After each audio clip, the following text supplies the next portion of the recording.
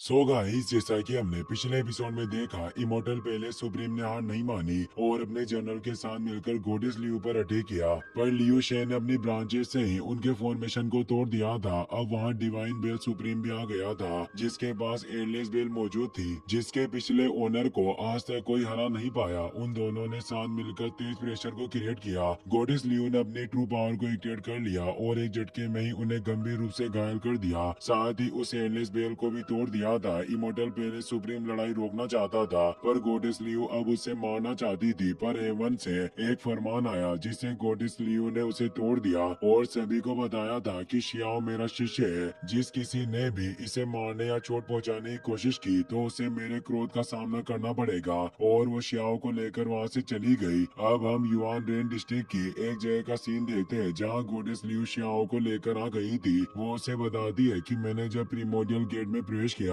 तब मैं वापस पीछे मुड़ नहीं सकती थी, और अभी भी मैं असली लियू शेन नहीं हूँ, यानी ये मेरा ट्रू फॉर्म नहीं है, बस ये मेरा टाइम में मौजूद एक लिमिटेड एग्जिस्टेंस है। और वो शियाओ से पूछती है कि तुम अभी जिस एलाइनमेंट के रास्ते पर चल रहे हो उसमें अगर तुम्हें कोई संदेह है और कुछ सवाल है जो तुम्हारे मन में खटक रहे हैं तो तुम मुझे बेझिझक पूछ सकते हो। आज रात में तुम्हारे सभी सवालों के जवाब दूंगी। शियाओ उनसे पूछता है कि लियू शेन, आप अभी जिस दुनिया में जा रहे हो वो आखिर किस तरह की दुनिया होगी।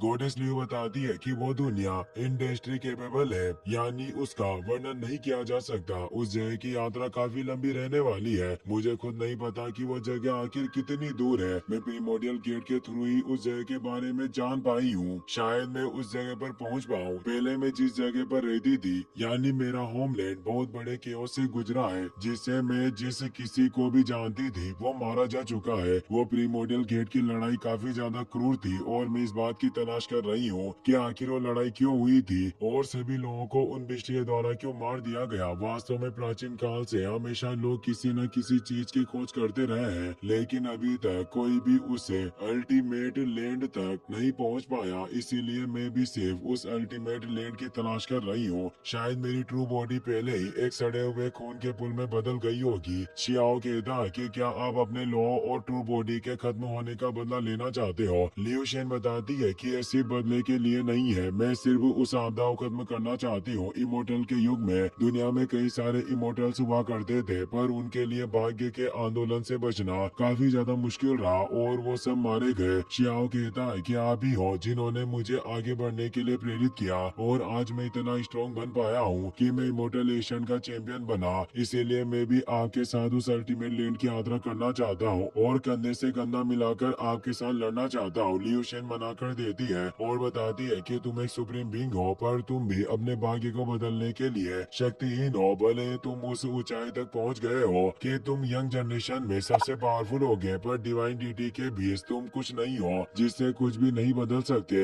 शियाओ कहता है कि आप मुझे मजबूत होने के लिए थोड़ा वक्त दे। मैं कुछ सालों में ही हेवन और अर्थ पर मौजूद सभी दुश्मनों का चुटकी में सफाया करके स्ट्रॉन्ग बन जाऊंगा। उस वक्त मेरे पास भी आपके साथ बैटल में हिस्सा लेने की क्वालिफिकेशन होगी। गोडेस लियू कहती है कि भले तुम हेवन और अर्थ को मिटाने जितनी पावर को हासिल कर लो, पर फिर भी तुम एक टूटी हुई दुनिया में ही रहोगे और उस पर ही रूल करोगे। शियाओ कहता है कि मैं और ज्यादा स्ट्रॉन्ग बनूंगा, इतना ज्यादा पावरफुल कि मैं अपने एक अटैक से ही पूरी लड़ाई का रुख बदल दूंगा। मेरी पावर इतनी फियर्स होगी कि कोई मुझे रोक नहीं पाएगा, और अभी प्रेजेंट और पास्ट में मेरे जितने भी अपोनेंट मौजूद हैं, मैं उन सभी को पीछे छोड़ दूंगा। लियू शेन बताती है कि वक्त की इस लंबी नदी में शायद ऐसे लोग होंगे जो ऐसी पावर को हासिल कर पाए, पर इतनी शक्ति मिलने के बावजूद भी तुम्हें कैसा लगेगा अगर इस दुनिया में तुम अकेले ही बचो और तुम्हारे सिवा और कोई ना हो। सिर्फ याद करने को तुम्हारे पास वो पुरानी यादें ही होगी। इसीलिए मैं नहीं चाहती कि तुम इस डिवाइन पाथ के रास्ते पर चलो, वरना इस दुनिया में तुम अकेले होगे। मैं तुम्हारे फ्यूचर को देख सकती हूँ, तुम आगे चलकर अपने सभी दोस्तों को खो दोगे। शियाओ को विश्वास नहीं हो रहा था। वो कहता है कि चाहे कुछ भी हो, पर मैं कड़ी मेहनत करूंगा। लियू शेन बताती है कि अगर एक दिन सभी स्टार साथ में टकरा जाए और ये पूरा ब्रह्मांड उलट जाए और केवल तुम इस दुनिया में बचे हुए हो, भले तुम पूरी दुनिया में अजय हो जिसे कोई नहीं हरा सकता, पर तुम्हारे साथ लड़ने वाला कोई नहीं होगा। उस वक्त केवल तुम पुरानी चीजों को ही सोच रहे होंगे। पूरी दुनिया आग में जल रही होगी, तुम्हारे सारे दोस्त नहीं रहे होंगे और वो सभी कब्र में लेटे हुए होंगे। क्या इन सब के बावजूद भी तुम स्ट्रॉन्ग बनना चाहते हो? क्या ये सब वर्थ इट होगा? शियाओ कहता है कि मेरा हार्ट लोहे की तरह मजबूत है, साथ ही मैं बहुत जिद्दी हूँ और चमत्कार भी कर सकता हूँ, इसीलिए आप जैसा सोच रहे हो वैसा ना भी हो और इस पूरी टाइमलाइन का रुख बदल भी सकता है। मैं अपनी पावर के बलबूते पर इतना स्ट्रॉन्ग बन जाऊंगा कि मैं प्रेजेंट और पास्ट को दबा पाऊं और सब कुछ मेरे कंट्रोल में हो। गॉडेस लियो को उसकी दृढ़ निश्चय होने का एहसास होता है। उन्हें बचपन के पल याद आते हैं जब शियाओ को कोल्ड्रेन के अंदर गेंडे के सार को एजो करने के लिए छोड़ दिया गया। सभी बच्चे बाहर निकल गए पर शियाओ टिका रहा। उसमें हिम्मत थी, साथ ही वो इसे रिफाइनमेंट के बाद मिलने वाले मिल्क को भी हासिल करना चाहता था, इसीलिए उसने वो दर्द सहा। फिर उसने लियू शेन के विलो ट्री पर भी वो दूध चढ़ाया और बताया कि ये मेरा पसंदीदा दुग्ध है जो मुझे सबसे अच्छा लगता है। इन यादों से उन्हें एहसास हुआ कि शियाओ दिल का सच्चा है और अच्छा भी, और जब वो किसी चीज को करने का मन बना लेता है तो उसे हासिल करके रहता है। इसीलिए वो उसे कहती है कि मैं तुम्हारा उस अल्टीमेट वर्ल्ड में इंतजार करूंगी। उम्मीद है उस दिन तुम एक हाईली रियल्म में टॉप पर खड़े हुए होगे और उस वक्त मेरे कहे बिना ही तुम देखोगे और समझ पाओगे कि क्या होने वाला है, क्योंकि उस वक्त तक मैं नहीं रहूंगी। इसीलिए मैं जाने से पहले मैं तुम्हें वो दृश्य दिखाना चाहती हूँ कि आखिर फ्यूचर में क्या घटित होने वाला है। और अपनी पावर से एक प्रेडिक्ट फॉर्मेशन को ओपन करती है और कहती है कि तुम्हारा दिल आखिर तुम्हें किस समृद्धि तक पहुँचाता है ये तुम मेरे इस फॉर्मेशन की मदद से देख पाओगे। इसीलिए तुम्हें अच्छे से फोकस करके इसका निरीक्षण करना चाहिए, जिससे ही वो दृश्य आर्ट के जरिए तुम्हें महसूस होंगे। शियाओ एक अलग ही स्टेट में पहुंच जाता है जहाँ कई सारे दृश्य मौजूद है। शियाओ कहता है कि मैं अपने अंतिम गंतव्य को देखना चाहता हूँ, वो अल्टीमेट कंक्लूजन, ताकि मैं फ्यूचर में सतर्क रह सकूं। शियाओ देखता है कि सभी जगह पर केओस मचा हुआ है, चारों तरफ युद्ध के रेमनेंट मौजूद है और सिर्फ वही अकेला वहाँ मौजूद था, उसके साथ कोई नहीं होता। शियाओ कहता है कि मेरा अंतिम गंतव्य ऐसा कभी नहीं हो सकता, मैं सब कुछ बदल सकता हूँ। शियाओ उसमें अपने अल्टीमेट रूप को भी देख पा रहा था। वो निश्चय करता है कि वो अपने दोस्तों को नहीं खोएगा और अपनी किस्मत को बदल देगा और ये भविष्यवाणी कभी भी घटित नहीं होगी। लियू शेन कहती है कि तुम्हारे इस दुनिया में तुम्हारे बिना फ्यूचर कुछ नहीं है, पर जो आज है वो कल नहीं होगा। इसलिए हो भी सकता है कि उस वक्त जब तुम सबसे स्ट्रॉन्ग हो तुम्हारे साथ कोई ना हो और पूरी दुनिया चुप हो जाए। पर ये संसार इस दुनिया तक ही सीमित नहीं है, ये अनंत है। इसीलिए तुम अपनी उदासी और अकेलेपन को साझा कर सकते हो और दूसरी दुनियाओं में जा सकते हो। शियाओ परेशान होता है कि वो अपने पेरेंट्स और दोस्तों को खो देगा। वो परेशान हुआ कहता है कि मैं ऐसा नहीं होने दूंगा, मैं ग्रेट एरा को लेकर आऊंगा जो प्रोस्पेरिटी और फ्लोरिशिंग से भरा हुआ है और मैं जो चाहता हूँ वो वहाँ मौजूद होगा और सभी लोग खुशी से रहेंगे। लियू शेन कहती है कि तुम जैसी दुनिया सोच रहे हो वो किसी चमत्कार की तरह लग रही है और बहुत शांत भी लग रही है। शियाओ परेशान होता है तो गॉडेस लियू कहती है कि मैं तुम्हें डराना नहीं चाहती, शायद हो भी सकता है कि मैंने तुम्हें जो दिखाया वो घटित ना हो। टाइमलाइन कई सारे पहलुओं से बदलती रहती है, हमारी एक अलग काम करने से समय रेखा में छेड़छाड़ हो जाता है, पर हमेशा आगे बढ़ने की एक आशा होती है। शियाओ कहता है कि अगर ऐसा है तो मैं अपने फ्यूचर को बदल दूंगा और अपने दिल के साथ उस पल के लिए लड़ूंगा जो आपने मुझे दिखाया है। पर अब आगे मुझे क्या करना चाहिए? गॉडेस लियो बताती है कि तुम्हें बॉर्डर वेस्टलैंड में जाना चाहिए, क्योंकि वक्त आ गया है। लैंड ऑफ बॉर्डर वेस्टलैंड लंबे समय से इस रियल्म के लॉज और पाथ को होल्ड किए हुए हैं, इसीलिए भले ही तुम कई सारी प्रेशियस टेक्निक्स में महारत हासिल कर लो, फिर भी तुम लॉज और पास के बिना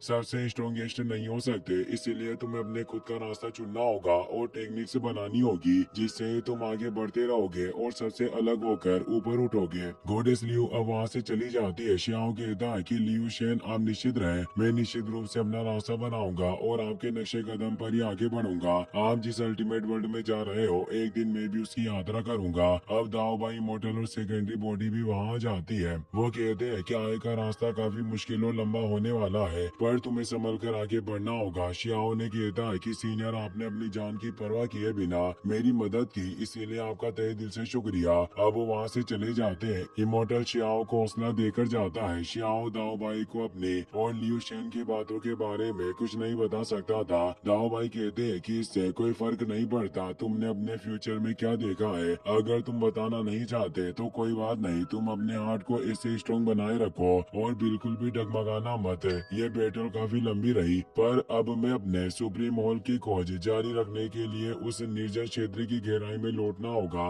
अब कोई तुम्हें वैसे भी लियू शेन की वजह से चोट नहीं पहुंचाएगा और कुछ एशियन इमोर्टल के लीडर ने तुम्हें दिया है, वास्तव में वो तुम्हारे प्रति काफी अच्छे हैं। अब दाओ भाई वहाँ से चले जाते हैं। नेक्स्ट सीन में हम देखते हैं कि शियाओ एक जगह पर आता है जहाँ उसके मॉम मार्गरेट और भाई मौजूद होते हैं। मदर की नीनिंग अपने बेटे को देखकर काफी खुश होती है। वो सभी शियाओ के पास आ जाते हैं। वो कहती है कि मुझे खुशी हुई कि तुम ठीक हो। कि नाओ भी अपने बड़े भाई को देखकर खुश होता है। साथ ही उस जगह पर किन कबीले का किन चांगशेन भी मौजूद होता है, जो ही इन्हें यहाँ मिलवाने के लिए लेकर आया था। शियाओ कहता है कि मेरी किन कबीले के साथ कैसी भी दुश्मनी रही हो, पर वो मेरे माँ का बर्थ पहले से है। पास्ट की सभी शिकायतों को मैं भूल जाना चाहता हूँ। चांगशेन कहता है कि अगर ऐसा है तो मैं भी तुम्हारे खिलाफ वेपन के बदले शांति से बात करूंगा। अब हमारे भी समझौता हो चुका है, तो तुम हमारे किन कबीले में क्यों नहीं आ जाते? वहाँ हमेशा तुम्हारा स्वागत होगा। शियाओ कहता है कि किन क्लेन में मेरा ब्रदर रह रहा है, यही काफी है। मुझे उम्मीद है कि मेरा भाई किन हाओ किन कबीले को काफी ऊंचाइयों पर लेकर जाएगा, लेकिन अगर फ्यूचर में आपको मदद की जरूरत हो तो मैं निश्चित रूप से मदद करूंगा। कि नीनिंग परेशान हुई उसके पास आती है और कहती है कि क्या तुम अभी हमारे साथ वापस घर नहीं लौटना चाहते? शियाओ कहता है कि मैं वापस नहीं लौट सकता,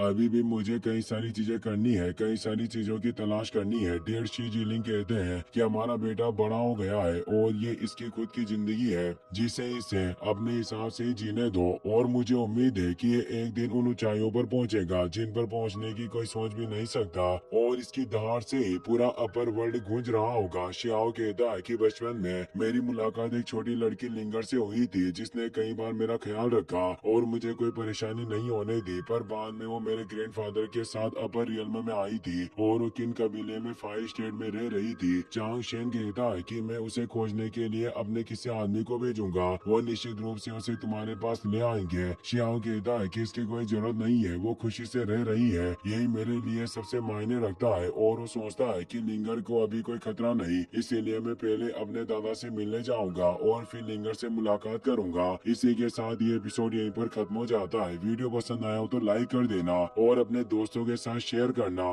thanks for watching. Happy Holi.